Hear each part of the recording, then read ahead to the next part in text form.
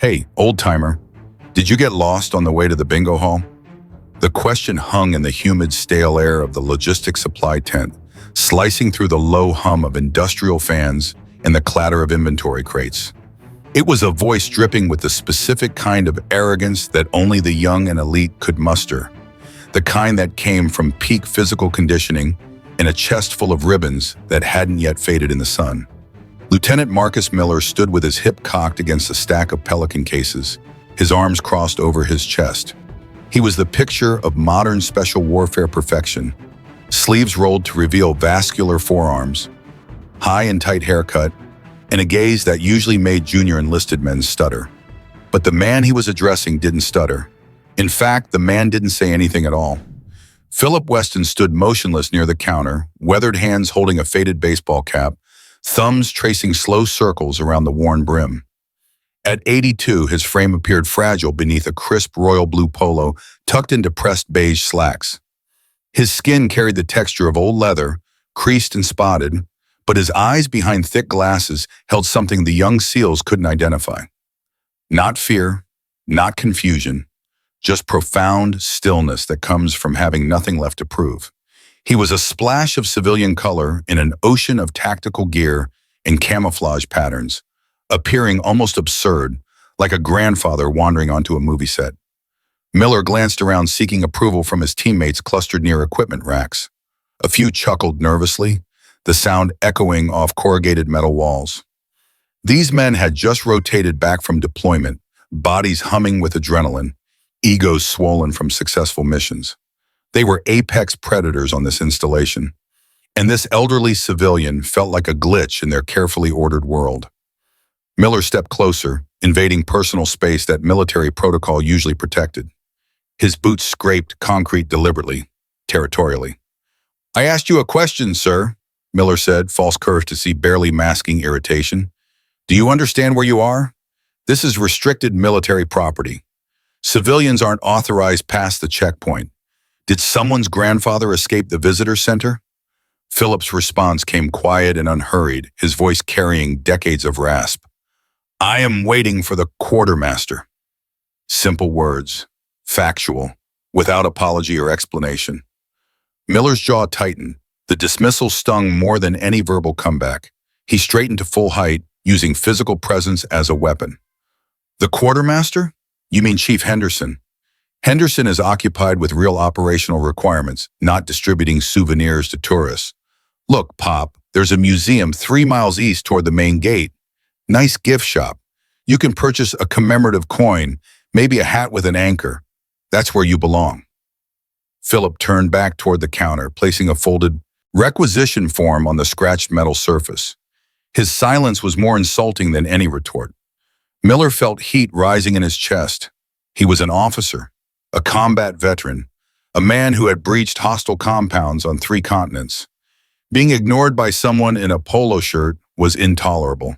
He moved directly beside Philip, leaning his forearm on the counter, blocking the old man's view, asserting dominance through proximity. "Listen, I'm trying to help you before MPs arrive and haul you off for trespassing," Miller said, dropping his voice to a stage whisper his teammates could still hear. "We conduct serious work here. Dangerous work. We don't have time to babysit confused civilians." He paused, delivering what he thought was the perfect punchline. "Which war were you even in, anyway? The Civil War?" Laughter erupted from the gathered SEALs, louder and more confident. The joke landed perfectly, contrasting their high-tech reality against this relic from another era. Philip remained absolutely still, but his pale blue eyes drifted to the morale patch on Miller's shoulder, a stylized skull with crossbones, aggressive and theatrical. His gaze lingered there briefly before returning to the empty space where the clerk should appear. When Philip finally spoke, his words were barely above a whisper, yet they cut through laughter like a blade through silk. "I was in the one that let you stand here and talk like that." The laughter died instantly, as if someone had severed its oxygen supply. Miller's confident smirk collapsed. His jaw muscles flexed as he processed the words. The disrespect was now mutual, and that demanded response. He drew himself up to full height, using every inch to tower over the elderly man. You need to watch your tone, old man, Miller said, voice dropping to a dangerous register. You might have peeled potatoes in some Korean mess hall or pushed papers in Saigon, but you're addressing a United States Navy SEAL. Show some respect to this uniform. Philip's eyes, which had been studying the counter, slowly lifted to meet Miller's.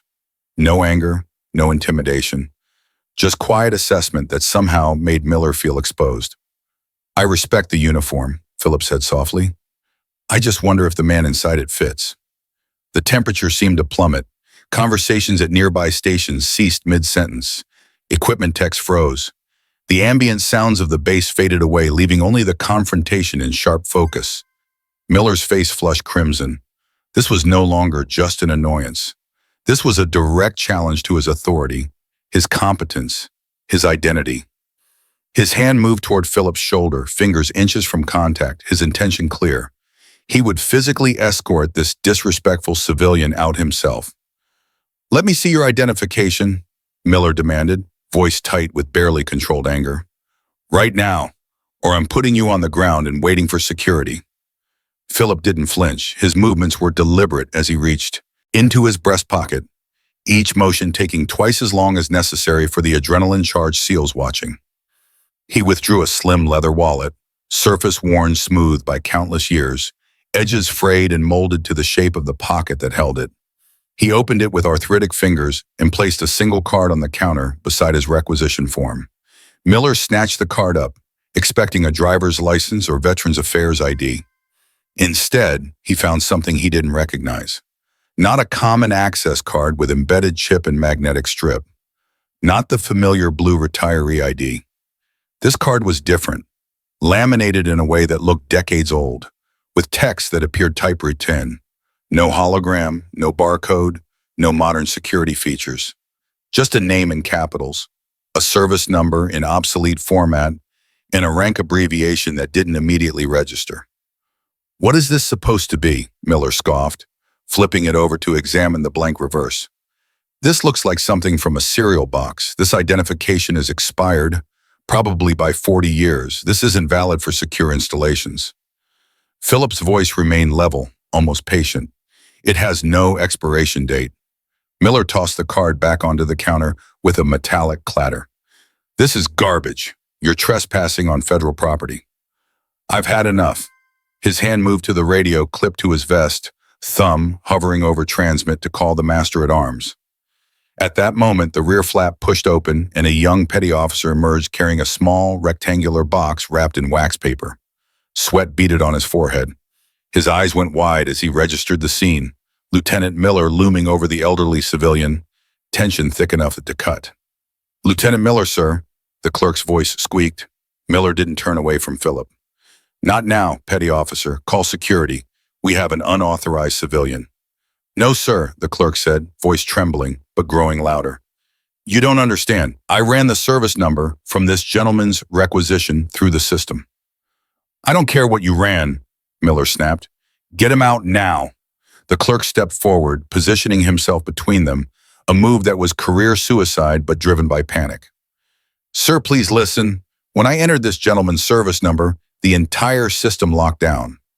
The screen turned red. It flashed Code Zulu Four. Miller paused. Code Zulu Four. He'd never encountered that designation. That sounds like a system error. It's not an error, sir, the clerk insisted. It's a legacy protocol flag.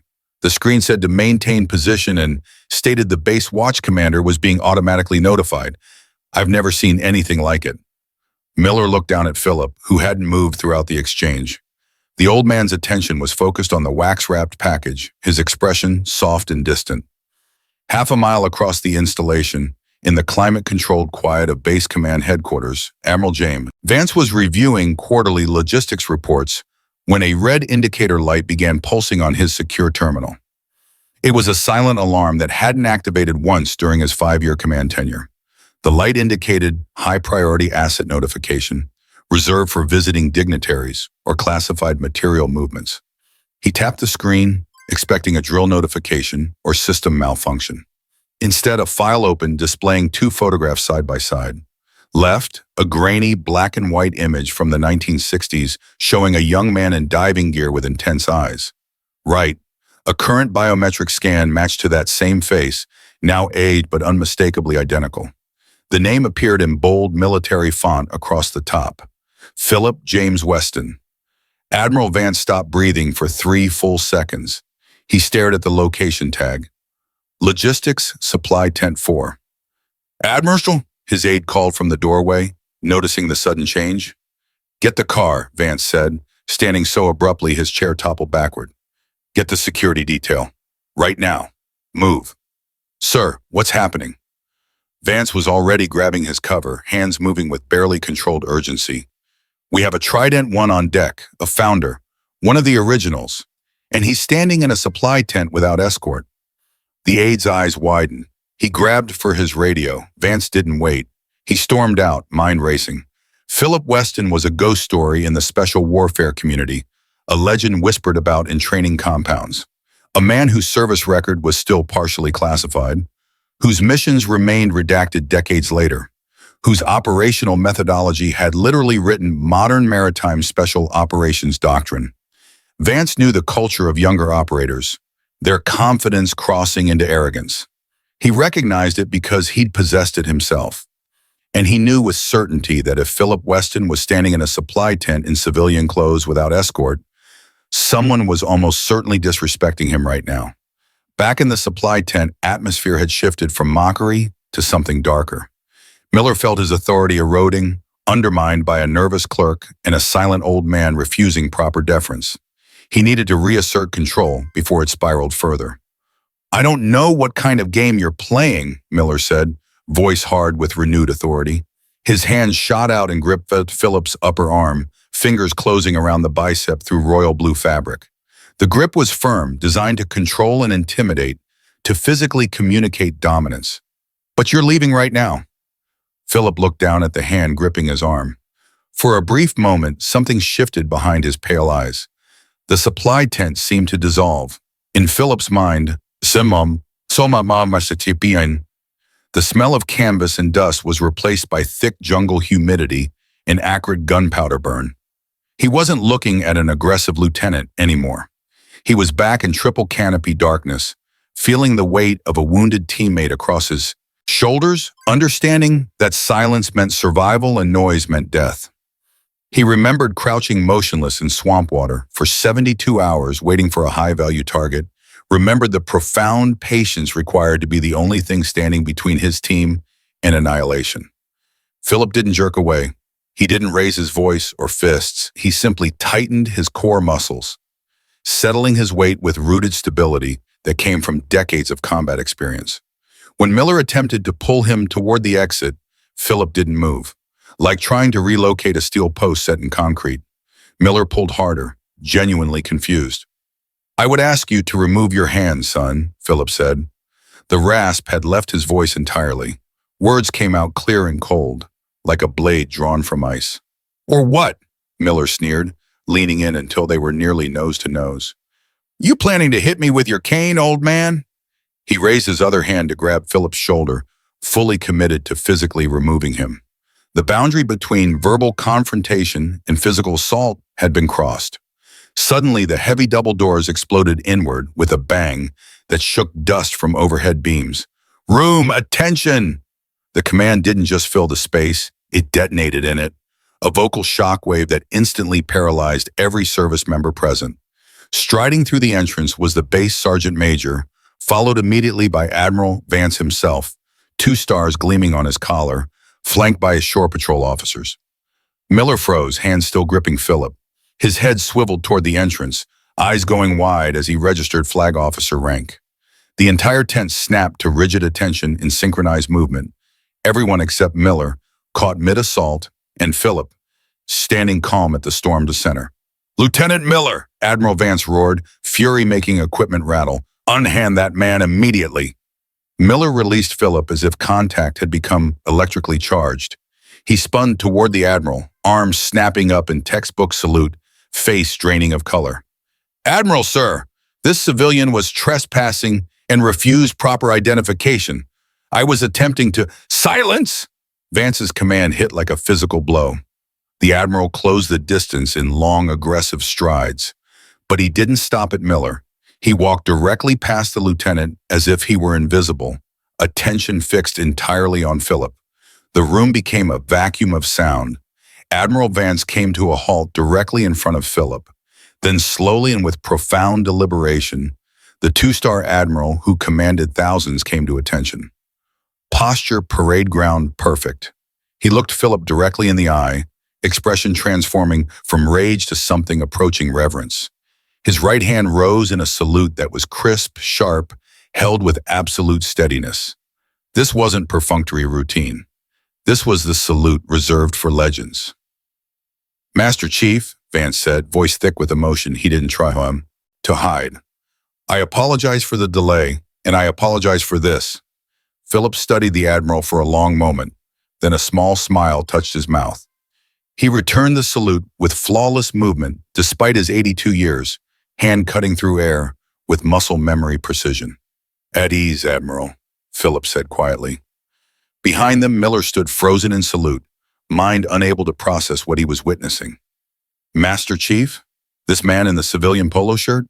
Vance turned slowly to face Miller, expression absolutely terrifying. "Lieutenant Miller," Vance said, voice dropping to dangerous whisper. "Do you have any idea who this man is?" Miller's voice came out strangled. "No, sir." He presented expired identification, refused to explain his presence.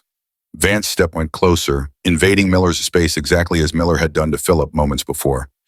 "This is Master Chief Philip Weston. He didn't tell you where he served because those locations didn't have names on any map when he was operating there. He didn't tell you which war because he's been fighting wars since before your father was born." The Admiral gestured broadly. "You asked him about the Civil War. Master Chief Weston was one of the original maritime commandos.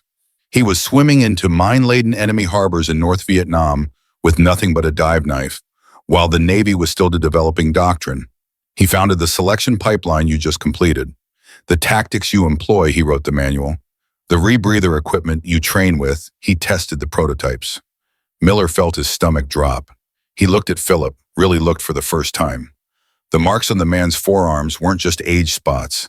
They were scars, rope burns, evidence of a life lived in combat. Master Chief Weston is a recipient of the Navy Cross, 2 Silver Stars, and 4 Purple Hearts. He's the only living survivor of Operation Thunderhead. He's here because I personally invited him to collect a replacement for equipment he lost 40 years ago, saving 3 men's lives under enemy fire. The supply clerk stepped forward and placed the wax-wrapped package on the counter. "Your timepiece, Master Chief," he whispered. Philip took the bones, unwrapping it carefully. Inside was a vintage dive watch, battered but cleaned and serviced. Not a souvenir, a tool that had been to hell and back. "Thank you, son," Philip said. Vance turned back to Miller. "You demanded his identification.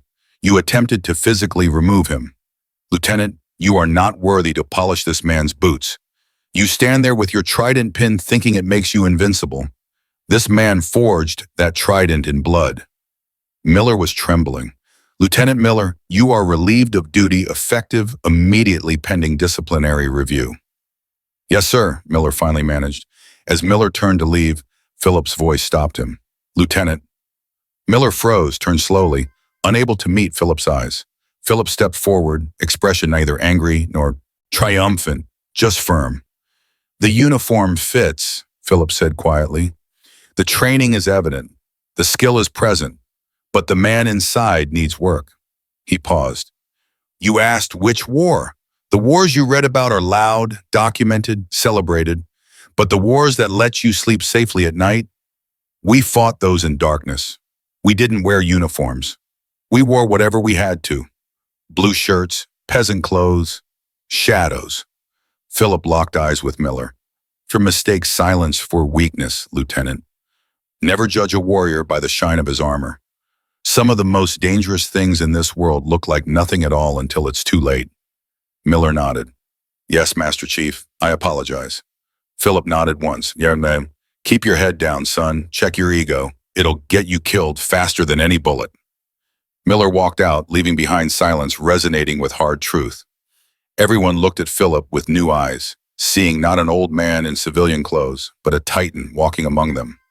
As Philip walked out into afternoon sun with Admiral Vance at his side, the royal blue shirt that had seemed so out of place became something else entirely. The color of deep water where legends are forged in silence.